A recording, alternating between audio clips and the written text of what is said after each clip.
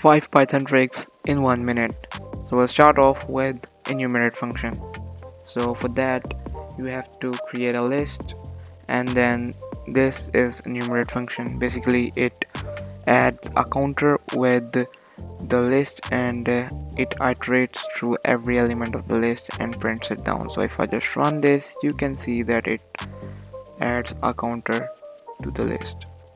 So number 2 is split function.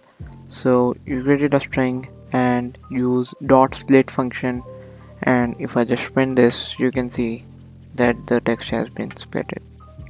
Number 3 is merging two dictionaries using asterisk. So I created two dictionaries and use double asterisk to merge both of the dictionaries. So if I just run this, you can see both are merged. Number 4 is reversing a string using negative indexing. So if I just run this, you can see it's reversed. So at number 5 we have combining two lists using the dot extend function.